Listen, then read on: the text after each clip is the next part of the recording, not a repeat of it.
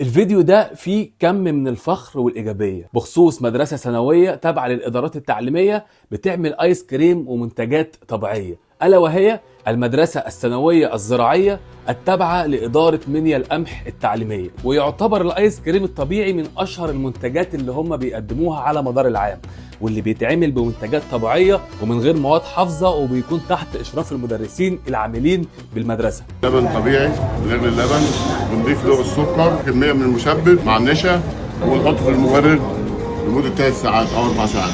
وكمان بيعملوا البسكوت الخاص بالايس كريم زي البسكوت بالعسل والبسكوت العادي. وكمان الاسعار مختلفه عن اسعار بره اللي بتبدا من 3 جنيه، ودي اكيد حاجه مميزه، ده غير الطعم والجوده اللي معظم السكان المحليين عارفينها كويس.